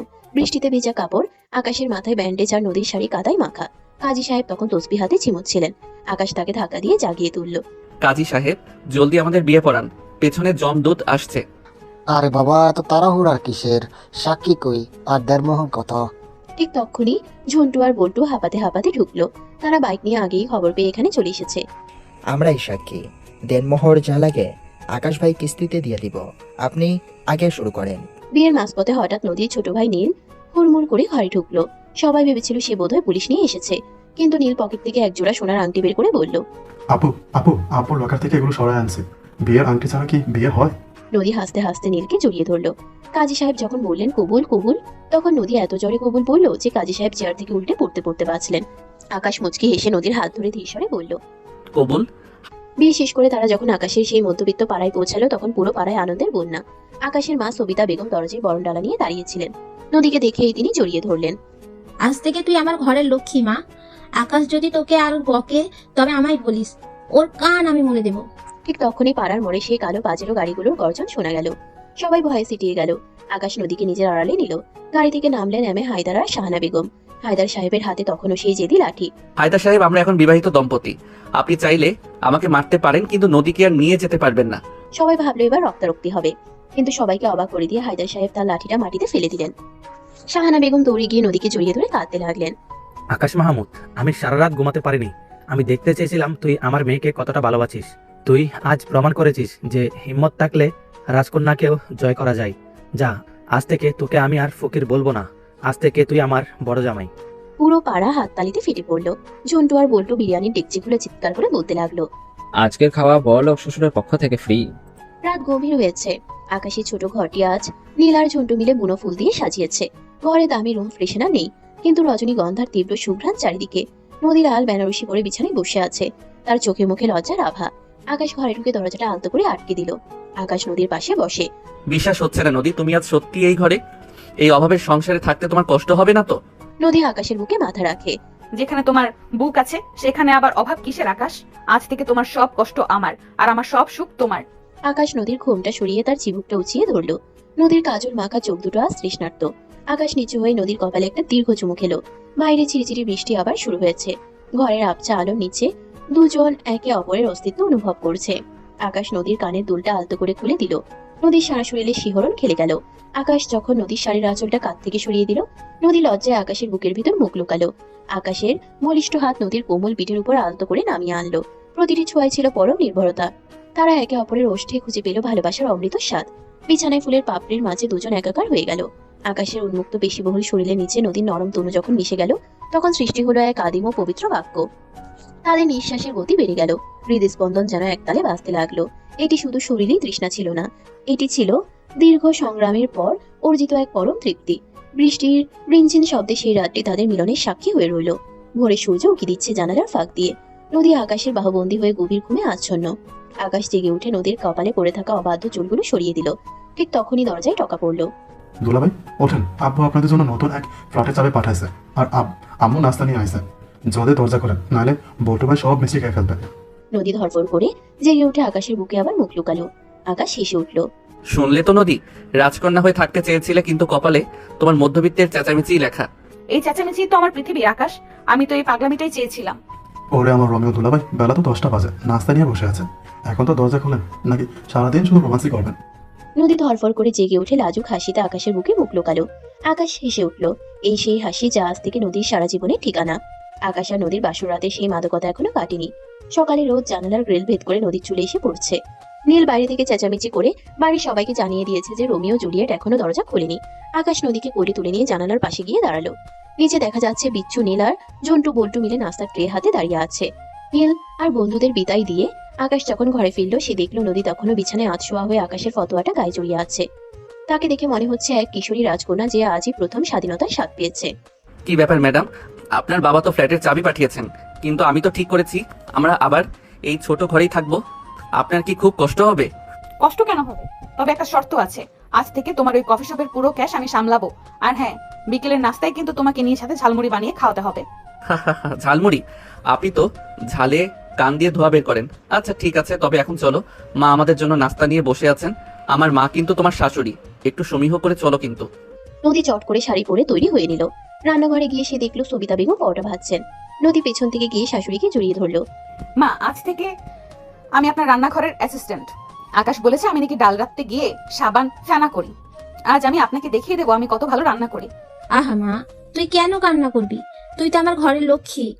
আকাশ, তুই কেন আমার মেয়েটাকে খেপাস? আকাশ একপাশে দাঁড়িয়ে চা খেতে খেতে মুচকি হাসছিল।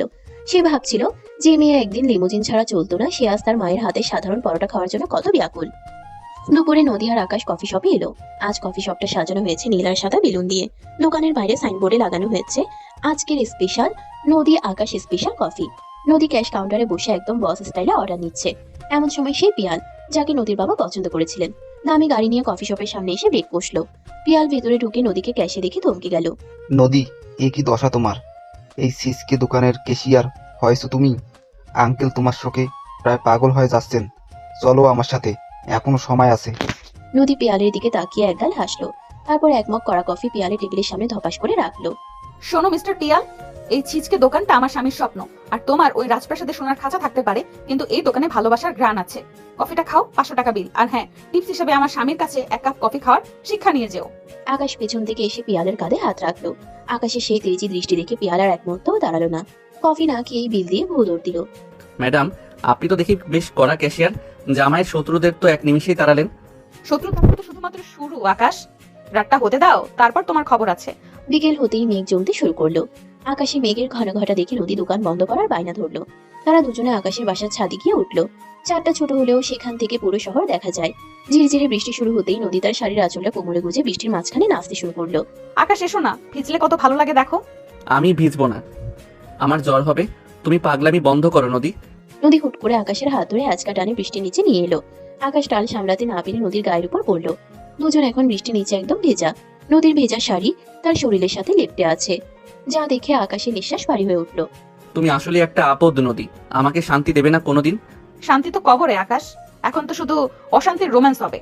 নদী আকাশের শার্টের কলার ধরে তাকে নিজের দিকে টানলো।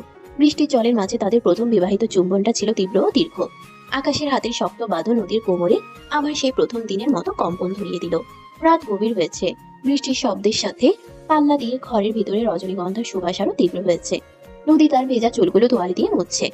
আকাশ ড্রেসিং টেবিলের আয়নায় নদীর সেই অপরূপ রূপ দেখছিল। সে পেছন থেকে গিয়ে নদীকে জড়িয়ে ধরলো।